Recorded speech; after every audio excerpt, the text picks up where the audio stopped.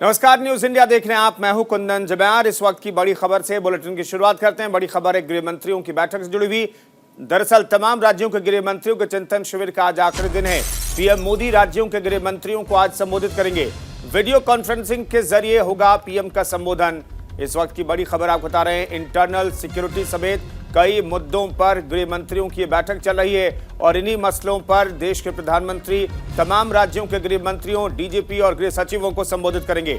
हरियाणा के सूरजकुंड में गृह मंत्रियों का ये शिविर चल रहा है, ये मीटिंग हो रही है। इंटरनल सिक्योरिटी को लेकर केंद्रीय गृह मंत्रालय की ओर से आयोजित चिंतन शिविर का आज आखिरी दिन है। प्रधानमंत्री नरेंद्र मोदी आज आखिरी दिन चिंतन शिविर में जुड़ेंगे। पीएम मोदी राज्यों के गृह मंत्रियों को संबोधित करेंगे। उनका यह संबोधन वीडियो कॉन्फ्रेंसिंग के जरिए होगा।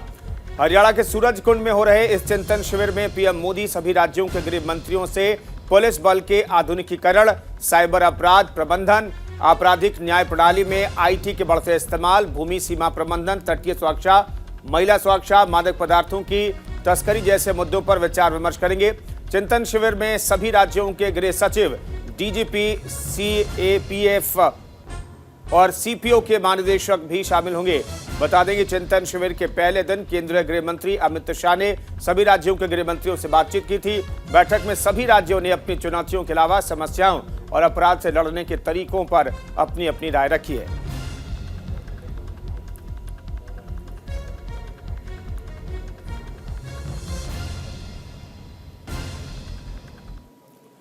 एक और बड़ी खबर आपको बताते हैं। सीएम योगी का आज से हरियाणा दौरा शुरू होगा। 2 दिन के हरियाणा दौरे पर रहेंगे मुख्यमंत्री योगी आदित्यनाथ। गृह मंत्रियों के चिंतन शिविर में शामिल होंगे।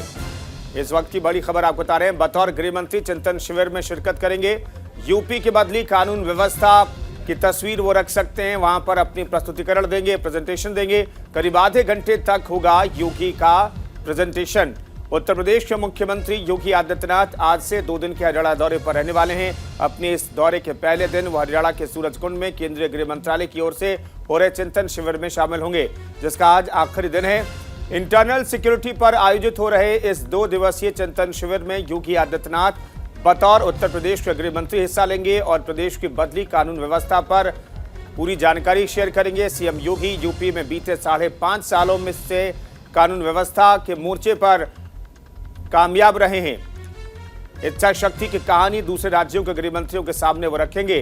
वो बताएंगे कि किस तरह से प्रदेश में जीरो टॉलरेंस की पॉलिसी के तहत माफिया और अपराधियों की काली कमाई से जुटाई गई संपत्तियों पर बुलडोजर चला और पूरे देश के लिए उदाहरण बना। यूपी सरकार के एक वरिष्ठ अधिकारी के मुताबिक चिंतन शिविर में सीएम योगी करीब आधे घंटे तक अपना प्रस्तुतिकरण देंगे। इस दौरान मुख्यमंत्री योगी आदित्यनाथ मार्च 2017 से अक्टूबर 2022 तक यूपी पुलिस के अपराधियों के खिलाफ की गई कार्रवाई के बारे में जानकारी देंगे। सीएम योगी पीएफआई और उसके सहयोगी संगठनों के खिलाफ रणनीति के तहत की गई कार्रवाई का ब्यौरा भी साझा कर सकते हैं। बता दें कि चिंतन शिविर का उद्देश्य विजन 2047 और प्रधानमंत्री नरेंद्र मोदी के स्वतंत्रता दिवस भाषण में घोषित 5 प्रण पर अमल के लिए कार्य योजना तैयार करना है।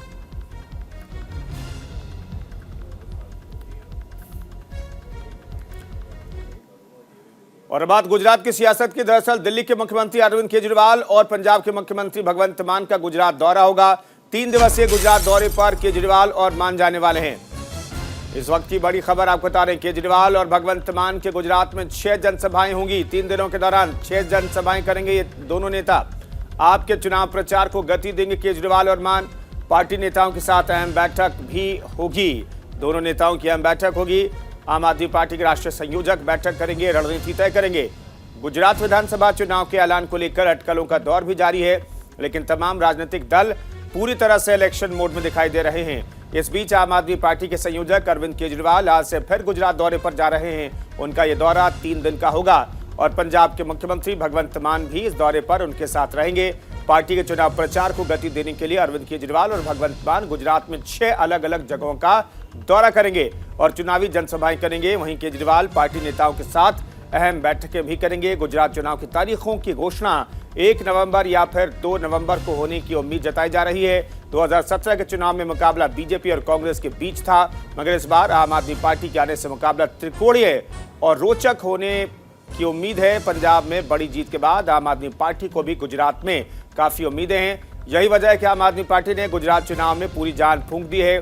खुद पार्टी संयोजक अरविंद केजरीवाल लगातार गुजरात का दौरा कर रहे हैं। वहीं अब स्टार कैंपेनर भगवंत मान भी चुनाव प्रचार में उतरे।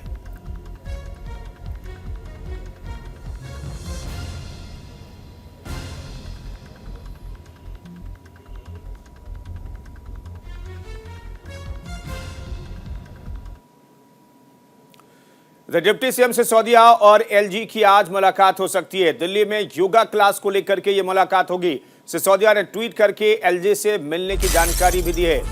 मामले से जुड़ी फाइल उपराज्यपाल के पास है। सिसोदिया ने यह जानकारी दी है। क्लास बंद होने से हजारों लोगों को नुकसान होगा, यह उन्होंने ट्वीट किया है।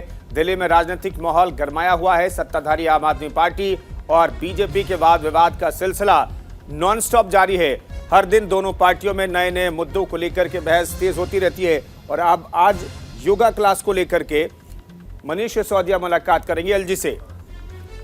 वहीं आप सरकार की उपराज्यपाल विनय सक्सेना से भी बन नहीं रही है।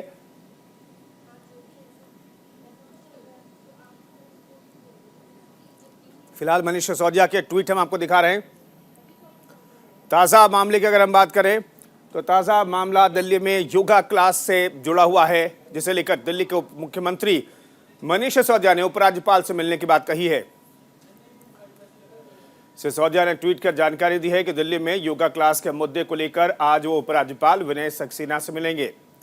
सिसोदिया ने कहा, इससे जुड़ी फाइल एलजी के पास ही है और जल्दी कोई फैसला नहीं लिया गया तो मंगलवार से दिल्ली में योगा की क्लासें बंद हो जाएंगी और इससे हजारों लोगों को नुकसान होगा।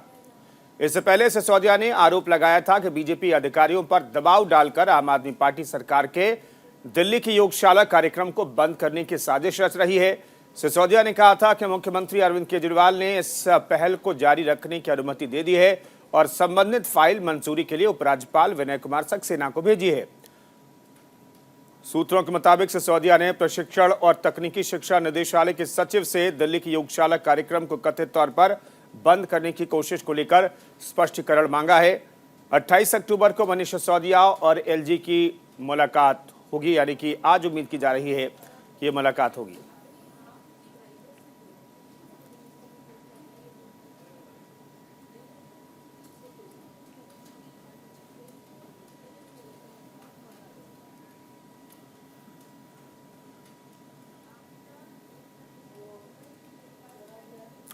और दिल्ली में प्रदूषण को लेकर के भी सियासत चल रही है। एलजी और केजरीवाल सरकार में टकराव बढ़ गया है।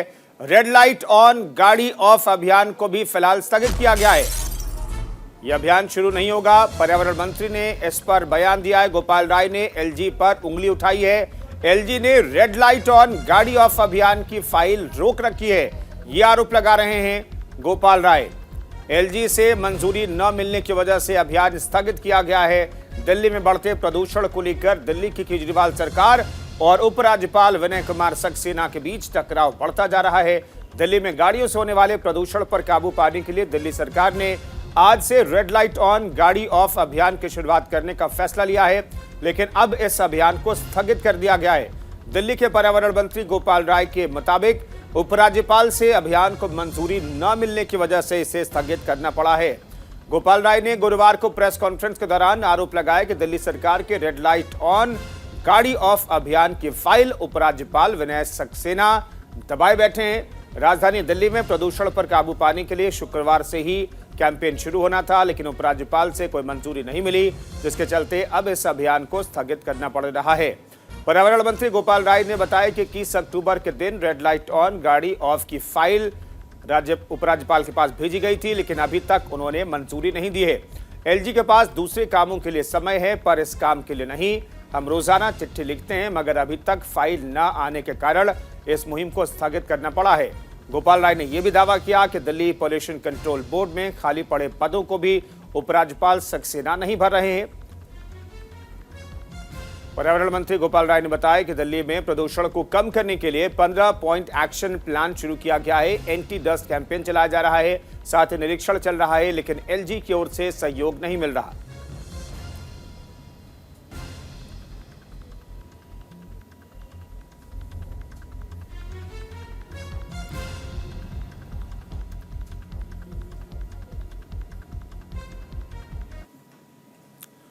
और अभी रुक रहे हैं एक छोटे से ब्रेक के लिए, फौरन हाजिर होते हैं। आप बने रहिए न्यूज इंडिया के साथ।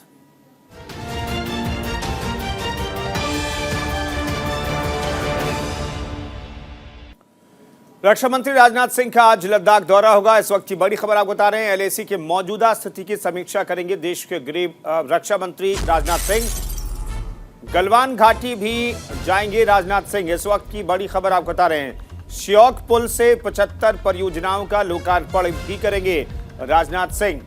इस वक्त की बड़ी खबर, रक्षा मंत्री राजनाथ सिंह आज लद्दाख दौरे पर रहेंगे। इस दौरान रक्षा मंत्री लद्दाख में वास्तविक नियंत्रण रेखा यानी कि एलएसी पर सुरक्षा व्यवस्था की समीक्षा करेंगे। इसके साथ ही वो अग्रिम मोर्चे पर जाकर ऑपरेशनल तैयारियों की जानकारी भी लेंगे। इसके अलावा राजनाथ सिंह सर्दी के मौसम में जवानों की सुरक्षा को लेकर किए गए उपायों की भी समीक्षा करेंगे। जानकारी के मुताबिक रक्षा मंत्री अपने लद्दाख दौरे के दौरान कई परियोजनाओं का भी लोकार्पण करेंगे। राजनाथ सिंह गलवान घाटी के श्योक पुल से देश की 75 परियोजनाओं का लोकार्पण करेंगे, जिन्हें बीआरओ की ओर से तैयार किया गया है। इनमें जम्मू संभाग की 17 और कठुआ की 7 परियोजनाएं शामिल हैं। इसके अलावा वो कठुआ के हीरानगर इलाके के पहाड़पुर में भाग नाला पर 121 मीटर लंबे पुल का लोकार्पण करेंगे, जिसके पंजाब आने जाने की दूरी जिससे कम हो जाएगी। इस सुविधा से लद्दाख के लोगों को अमृतसर जाने के लिए लखनपुर, माधोपुर, पठानकोट जाने की जरूरत नहीं होगी। इससे करीब 50 किलोमीटर तक का सफर कम हो जाएगा। लोग इस पुल से पंजाब के तारागढ़, गुरदासपुर से होते हुए सीधे अमृतसर पहुंच सकेंगे। बड़गांव में युद्ध स्मारक भी जाएंगे राजनाथ सिंह। भारत पाक युद्ध में शहीद सैनिकों को भी श्रद्धांजलि देंगे।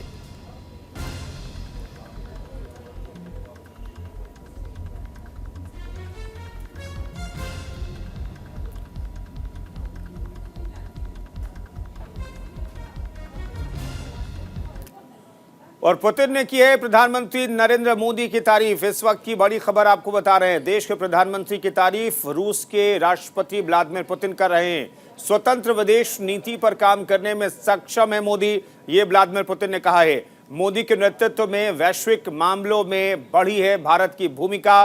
रूस और भारत में खास रिश्ते हैं। पुतिन ने इसकी भी बात दोहराई है, समर्थन किया है। रूस के राष्ट्रपति व्लादिमीर पुतिन ने एक बार फिर प्रधानमंत्री नरेंद्र मोदी की तारीफ की है। पुतिन ने गुरुवार को वल्दाई डिस्कशन क्लब में कार्यक्रम के दौरान कहा कि पीएम मोदी अपने देश के हित में स्वतंत्र विदेश नीति का संचालन करने में सक्षम हैं। उन्होंने कहा कि मोदी के नेतृत्व में वैश्विक मामलों में भारत की भूमिका बढ़ रही है। पुतिन ने कहा कि भारत और रूस के बीच दशकों से विकसित संबंध हैं। उन्होंने कहा कि भारत के साथ रूस के खास रिश्ते हैं। दोनों देशों ने हमेशा एक दूसरे का समर्थन किया और उन्हें विश्वास है कि भविष्य में भी ऐसा ही होगा। पुतिन ने एक तरफ जहां मोदी की जमकर तारीफ की, तो वहीं पश्चिमी देशों को नसीहत दी। रूसी राष्ट्रपति व्लादिमीर पुतिन ने पश्चिमी देशों पर यूक्रेन को युद्ध के लिए बढ़ावा देने का आरोप लगाया। पुतिन ने कहा कि दुनिया की सत्ता पर कब्जा करने के लिए पश्चिमी देश खूनी खेल खेल रहे हैं। ये खेल गंदा और खतरनाक है, मगर उनका ये खेल अब दुनिया को समझ आने लगा है। पुतिन ने कहा कि पश्चिमी देशों को अब ये समझना चाहिए कि दुनिया अब किसी की जागीर नहीं रही है।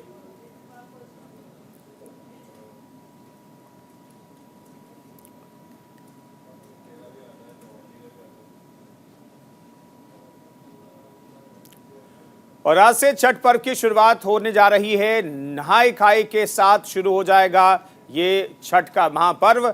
4 दिन तक चलेगा छठ पर्व। छठ पर्व को लेकर खास तैयारियां की गई है। जगह जगह छठ घाट बनाए गए हैं। भारत में इन दिनों त्योहारों का सीजन चल रहा है। बुराई पर अच्छाई की जीत के त्योहार के दिवाली के धूमधाम के बाद भाई बहन के पर्व भैया दूज मनाया गया और आज से सूर्य उपासना के सबसे बड़े त्योहार छठ की शुरुआत हो रही है। ये पर्व नहाय खाए के साथ शुरू होगा। ये 4 दिनों तक चलने वाला पर्व है। आज पहले दिन नहाय खाए के साथ छठ पर्व की शुरुआत होगी, जबकि दूसरे दिन खरना, तीसरे दिन संध्या अर्घ और चौथे दिन उषा अर्घ देते हुए पर्व का समापन होगा। छठ पर्व को लेकर दिल्ली, यूपी, बिहार, एमपी, झारखंड और कई राज्यों में खास तैयारियां की गई हैं। व्रत रखने वाले लोगों की सहूलियत के लिए जगह जगह घाट बनाए गए हैं। इस पर्व में भगवान सूर्य के साथ छठी मैया की पूजा होती है, उपासना की जाती है। छठी माई को सूर्यदेव की बहन माना जाता है। धार्मिक मान्यता के अनुसार छठ का त्योहार व्रत संतान प्राप्ति करने की कामना, कुशलता, सुख समृद्धि और दीर्घायु की कामना के लिए किया जाता है। ये व्रत बहुत ही कठिन माना जाता है। इसमें व्रती महिलाएं लगातार 36 घंटे निर्जला व्रत रखती हैं। नहाई खाई के दिन सुबह जल्दी उठकर स्नान करके नए और साफ सुथरे कपड़े पहनकर शाकाहारी भोजन किया जाता है।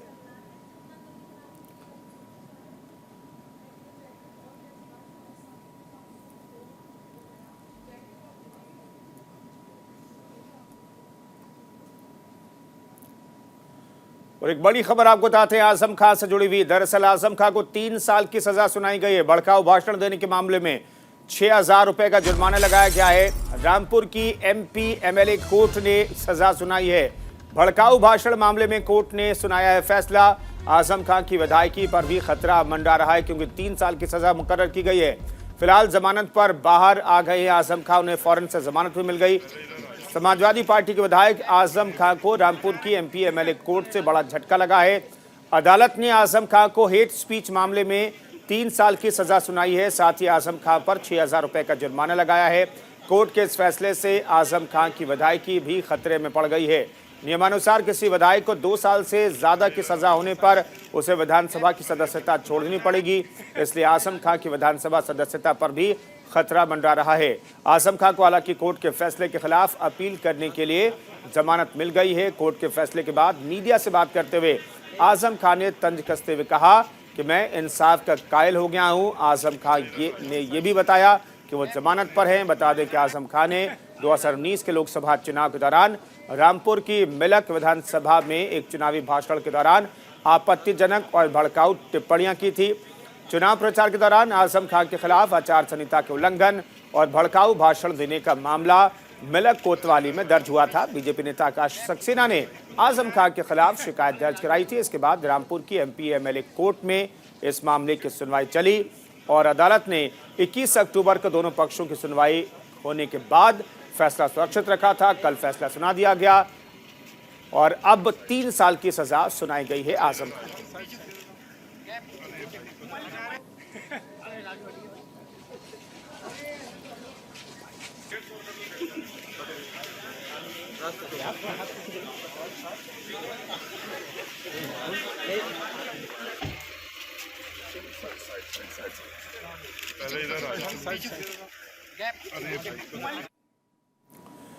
एक बड़ी खबर आपको बताते हैं। जिम्बाब्वे के राष्ट्रपति ने पाकिस्तान को किया है ट्रोल। T20 वर्ल्ड कप में जिम्बाब्वे से हारने के बाद किया है ट्रोल। ट्वीट के जरिए पाकिस्तान पर तंज कसा है। नकली मिस्टर बीन भेजने पर पाकिस्तान को घेरा है। अगली बार असली मिस्टर बीन भेजें। एमसन मनांगवा ने ये तंज कसा है। T20 वर्ल्ड कप मैच में जिम्बाब्वे से 1 रन से पाकिस्तान की टीम हारी है। पाकिस्तान क्रिकेट टीम के लिए 2022 T20 वर्ल्ड कप अभी तक अच्छा नहीं गुजरा है। श्रीलंका, वेस्टइंडीज और इंग्लैंड के बाद पाकिस्तान को उलटफेर का शिकार होना पड़ा है। पाकिस्तान को बुधवार को टूर्नामेंट के अपने दूसरे मैच में जिम्बाब्वे जैसी लो रैंकिंग टीम से हार का सामना करना पड़ा। जिम्बाब्वे ने पाकिस्तान को 1 रन से हरा दिया। जिम्बाब्वे ने पहले बैटिंग करते हुए 130 रन ही बोर्ड पर लगाए, जबकि जवाब में पाकिस्तान 131 जैसे छोटे लक्ष्य का पीछा भी नहीं कर पाई और 129 रन ही बना पाई। One day world cup, T20 world cup और चैंपियन ट्रॉफी जीतने वाली पाकिस्तान टीम को इस हार के बाद शर्मिंदगी झेलनी पड़ रही है। इस हार के बाद पूरी दुनिया में पाकिस्तानी टीम का मजाक उड़ रहा है। पाकिस्तान टीम को ट्रोल किया जा रहा है। फैंस तो पाकिस्तान टीम के मजे ले ही रहे हैं। वहीं अब खुद जिम्बाब्वे के राष्ट्रपति एमसन मनांगवा ने भी पाकिस्तान को सरेआम ट्रोल कर दिया है। जिम्बाब्वे के राष्ट्रपति ने ट्वीट के जरिए जहां अपनी टीम को जीत के बधाई दी है, वहीं पाकिस्तान पर तंज कसा है। दरअसल एमर्सन मनांगवा ने 2016 के मिस्टर बीन विवाद पर पाकिस्तान को आईना दिखाया है। जिम्बाब्वे के राष्ट्रपति ने ट्वीट में लिखा, अगली बार असली मिस्टर बीन भेजना। बता दें कि साल 2016 में जिम्बाब्वे के शहर हरारे में कृषि शो के दौरान पाकिस्तान ने एक कलाकार को नकली मिस्टर बीन बनाकर भेजा था। जिस व्यक्ति को पाकिस्तान ने नकली मिस्टर बीन बनाकर जिम्बाब्वे भेजा था उसका नाम आसिम मोहम्मद है। ये शख्स हुबहू मिस्टर बीन की तरह दिखता है। उस शो में ये शख्स लोगों से मिलने का $10 शुल्क भी ले रहा था। हालांकि ये प्रोग्राम पूरी तरह फ्लॉप रहा। पाकिस्तान के खिलाफ मैच से पहले ही जिम्बाब्वे के फैंस चाह रहे थे कि उनकी क्रिकेट टीम पाकिस्तान को हराकर नकली मिस्टर बीन हरारे भेजने की बात का बदला ले।